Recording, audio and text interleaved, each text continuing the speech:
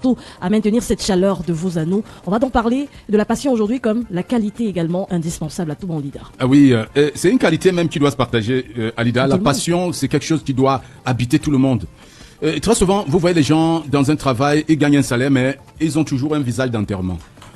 Tout simplement parce que ce qui les connecte à ce travail-là, c'est l'argent, c'est le salaire, c'est les besoins, c'est les problèmes. Ils n'aiment pas ce qu'ils font, mais ils doivent le faire pour vivre, pour mériter le salaire. Mais vous avez quelqu'un, il fait un truc qui ne lui rapporte pas grand-chose. Vous dites, mais pourquoi ce monsieur est tout le temps heureux? Il est tellement fier de faire cette chose, il le fait avec un enthousiasme débordant tous les jours, avec un plaisir, avec du sourire jusqu'aux lèvres. Voilà un homme passionné. La passion n'est pas seulement une qualité dévolue aux leaders, c'est une qualité qui doit habiter tout être humain. Quand tu n'es pas passionné, la vie devient souffrance pour toi. Si tu n'es pas passionné par ce que tu fais, le travail ressemble souvent à une corvée. Or, la passion est ce qui rend ton travail agréable, qui fait de ton travail, qui transforme ton lieu de service en une cour de récréation. Aller au travail pour toi devient un moment de bonheur, parce que tu es passionné. Seuls les gens passionnés, ils peuvent comprendre de quoi je parle, parce que seuls les gens passionnés transforment leur lieu de service en une cour de récréation, parce que quand tu es passionné, toute ta vie tu ne travailles pas. Toute ta vie tu t'amuses. Et je me rappelle toujours cette interview de Samuel Eto'o qui disait, quand je suis arrivé en Europe pour la première fois, quand j'intègre un club professionnel, ma grande surprise a été le fait qu'on me paye pour ce que j'aime tellement faire. J'aime jouer au foot, je ne joue qu'au foot, ma vie n'était que football.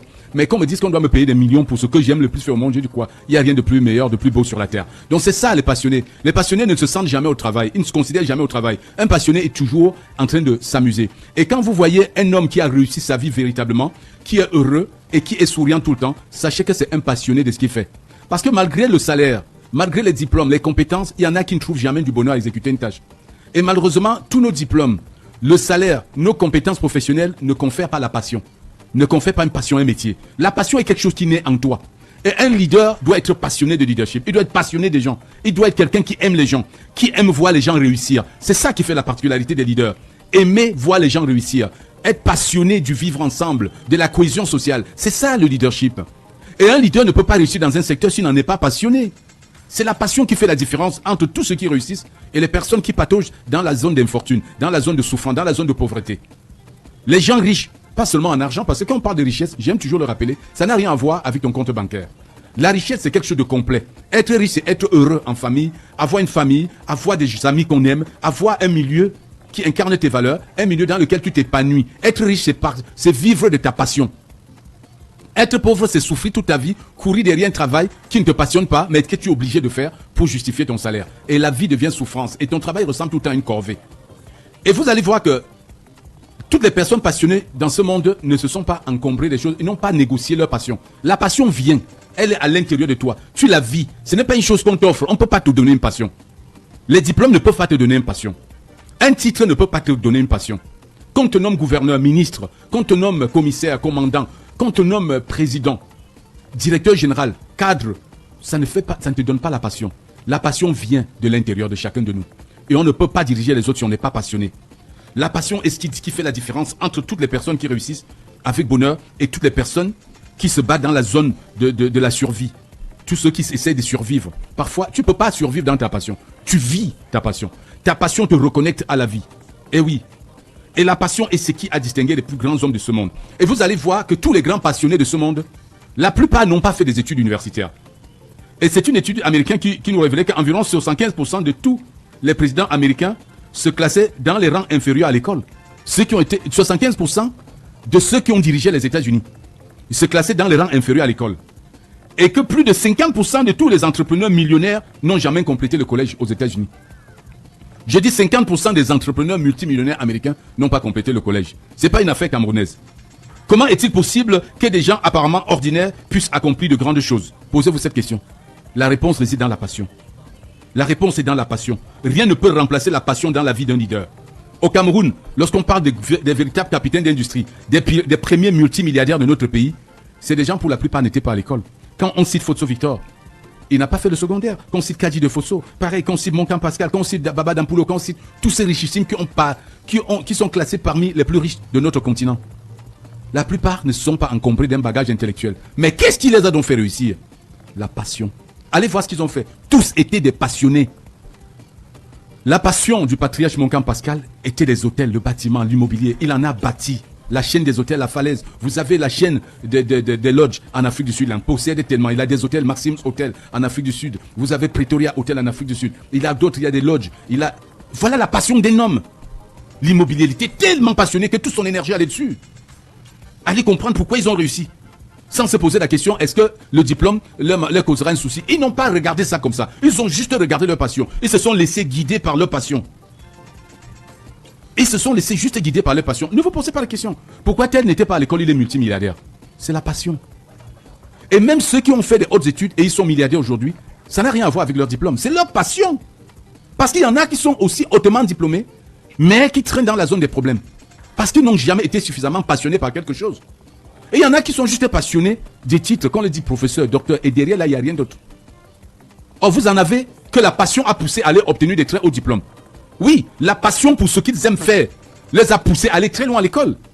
Je pense toujours à mon défunt grand frère. Il était tellement passionné de cardiologie qu'il a juré de finir professeur agrégé. Et oui, tous ses amis disent, mais tu n'es pas fatigué de dévorer les livres, de manger l'école? Docteur, il est devenu cardiologue. Pré-cardiologue est devenu professeur. Il est mort professeur de médecine, de cardiologie. C'était sa passion. Et toute sa vie, c'était ça. Tu peux pas discuter avec lui sans que il te passe du cœur. Tout passe autour. Toutes les conversations à la maison, c'est oh, attention à ton poids là. Hein. Tu vois, est-ce que ton cœur, oh, attention, si tu ne manges pas. Donc, à table avec lui, il est en train de parler du cœur. En balade avec lui, il te parle du cœur. Tu es en train de me dire, voilà, j'aime ton rythme là. Tu vois, ton cœur fonctionne bien. Tu es en train de donner un sacré coup de main à ton cœur. Dans la marche à pied. Alors qu'on ne marchait pas pour une marche sportive. On est en train de se rendre quelque part. Tu dis, oui, c'est bon de marcher à ce rythme. C'est la passion. Vous en avez qui sont tellement passionnés de voitures que le gars, toute sa vie, il est mécanicien. Et il gagne tellement d'argent dans la mécanique auto, il a fondé un immense garage où il peut recruter des gens pour travailler et ne plus rien faire. Mais ne lui dis pas de ne plus enfiler sa blouse pour entrer dans le moteur d'une voiture. Non, c'est que tu devras faire quelque chose. Malgré ses milliards, il reste un mécanicien, il enfile sa blouse. C'est sa passion. Et la passion distingue les gens. Vous avez des enfants à la maison qui échouent simplement parce que vous n'avez pas compris leur passion. Si les parents ne comprennent pas la passion de leurs enfants, ils peuvent les détourner. Parce que parfois, les parents veulent imposer leur passion à leurs enfants. Et du coup, il ne se demande pas si l'enfant est autant passionné que lui. Il choisit de filer à l'université que l'enfant déteste parfaitement. Mais comme c'est le parent qui paye, il va faire comment? Il doit aller le faire pour ne pas se retrouver à la maison, pour ne pas se fâcher. Et vous avez des mauvais médecins. Parce que la mère était passionnée de médecine. Comme elle était infirmière, elle voulait avoir un enfant médecin. Ma fille, il faut que tu finisses médecin. Je venge ta mère. La pauvre va faire médecine, alors c'est ce qu'elle n'aime pas du tout. Très souvent, elle va oublier les patients et se donner à ce qu'elle aime. Vous allez voir une femme, elle aime seulement les vêtements. Parfois, elle a même sa machine de coudre à coudre à la maison. Parfois, elle arrive à l'hôpital, elle est obligée d'essayer les vêtements que ses vendeuses vont apporter. Elle essaye, elle oublie d'aller faire sa ronde. Sa mère lui a dit de faire médecine. Pour l'honneur de sa mère, elle a accepté. Vous avez beaucoup d'enfants qu'on a tués comme ça, on a éteint leur passion et ils sont malheureux dans un boulot. Et ils le font mal, on les déteste pour rien. Or, c'est pas leur faute.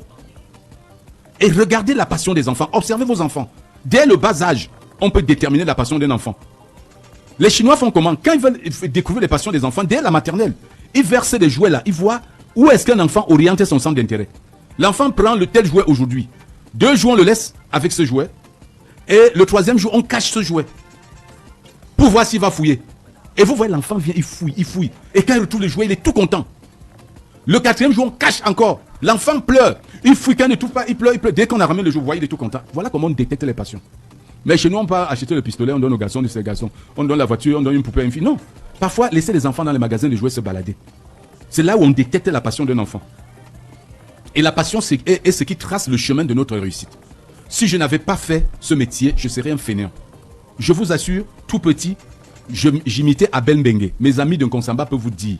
Quand on joue au foot, le championnat du quartier, parfois j'étais gardien de but, mais quand je ne joue pas, je suis reporter. Je prenais le micro, mes amis d'enfants m'appelaient Abel Mbengue parce que je venais jouer à Abel Mbengue Zakarinko, même comme je ne connaissais pas un mot en anglais, je bricolais Zakarinko. Pendant les championnats du quartier et les championnats interclasses, au collège, je faisais les reporters. C'était ma passion. Je ne savais pas que ça allait me conduire ici. C'est ça la passion, elle te parle très tôt. Il y a des vérités sur la passion qu'il faut considérer pour ne pas étouffer la vôtre. La première vérité sur la passion est la première étape qui mène à la réalisation. Voilà la première vérité que vous devez noter. La passion est la première étape qui mène à la réalisation. Et tous les grands hommes qui se sont réalisés dans la vie ont été passionnés de quelque chose. Le Mahatma Gandhi était passionné des droits de l'homme.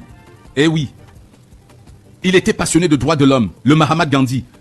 Il a instauré la lutte non violente pour défendre les droits des Indiens.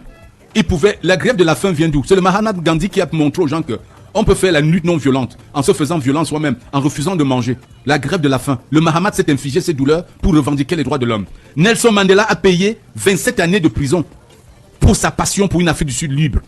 Pour sa passion pour la liberté de son peuple. C'était une passion. Ils sont rentrés dans l'histoire pour leur passion. Martin Luther King, il était passionné de l'égalité aux États-Unis. I have a dream. Sa fameuse phrase est dans tous les esprits parce qu'il a exprimé cette passion. Toi, tu es passionné de quoi? Il faut découvrir où est ta passion et tout le monde peut vivre de sa passion. Arrêtons de penser qu'il y a des passions qui ne peuvent pas faire gagner de l'argent. Mais malheureusement, beaucoup mettent de l'argent devant, ils oublient la vraie passion. Si c'est l'argent qui vient en premier, sache que tu n'es pas passionné. C'est la passion qui vient en premier et plus tard on découvre comment en faire un métier. Donc les grands hommes de ce monde ont été passionnés. Martin Luther King a été passionné de l'égalité aux États-Unis. Bill Gates, passionné de technologie. Elon Musk, passionné de la révolution digitale. Regardez, il ne s'arrête pas. Elon Musk, c'est un passionné depuis l'enfance. Regardez, Roger Mila, passionné du football. On ne parle pas de Roger Mila comme un richissime qui a gagné de l'argent dans le foot, non. Comme quelqu'un qui a tout donné pour son pays. C'est le footballeur africain du siècle. Il a été élu footballeur africain du siècle, Roger Mila. Pour sa passion. Pour sa passion. Pour sa passion. Tous les grands de ce monde ont été passionnés de quelque part. Regardez Michael Jackson. C'était un passionné. Il n'y a que des passionnés qui rentrent dans l'histoire. Et c'est la passion qui pose les jalons de votre réalisation dans la vie. Ne cherchez pas de midi à 14h. Si vous avez raté de suivre votre passion, commencez à regarder au fond de vous. Revoyez si vous êtes aligné à votre passion. Si les choses ne vous réussissent pas dans la vie, regardez si vous êtes aligné à votre passion. Ça peut être ça le problème. Ça commence par la passion. Et en 2026, la passion sera en tête de tout. Si vous voulez réussir l'année 2026, soyez passionné de ce que vous faites. Aimez ce que vous faites. Personne ne réussit jamais à 100% dans une chose qu'il déteste. On ne réussit que dans ce qu'on aime. C'est la vérité de la passion. La réussite commence par la passion. La réussite commence par la passion. Quand on est passionné, on est sûr de toucher le Graal. On est sûr de toucher les sommets. Quand je le dis d'exemple. J'ai eu la chance de suivre ma passion très tôt. J'ai été même combattu par mes propres parents qui ne voulaient pas que je sois un homme de théâtre. Ça dit, mon père voyait ça très mal. Ma pauvre maman ne comprenait pas. Ma maman n'était pas à l'école, elle ne comprenait pas. Mais elle essayait de m'encourager, mais elle disait, écoute quand même ton père, le truc là, est-ce que ça peut le théâtre y est mon fils? Donc on va dire que ma part de fils fait des folies. Et voilà, j'y suis toujours. C'est ça la passion. Parfois, on ne vous comprend pas avec votre passion. Vous avez des gens qui sont directeurs généraux d'entreprise, mais dès qu'il a une minute le soir, il est dans un cabaret en train de jouer à la guitare. Parce que sa passion était la musique. Les parents n'ont pas compris, on dit non, on ne peut pas payer quelqu'un pour qu'il fasse la musique. Il est au cabaret le soir, il chante. Vous voyez, les patrons d'entreprise vont jouer à la guitare, le soir ils chantent. C'est leur passion. Vous avez une directrice, une patronne, une capitaine d'industrie, une grande dame. Dès que le week-end arrive, elle fait les pâtisseries à la maison, elle fait des gâteaux, elle fait des crêpes, elle veut voir les gens manger les gâteaux. Sa passion, c'était la pâtisserie. Mais les parents ont dit, va faire tes choix à l'école, ma fille. C'est ça.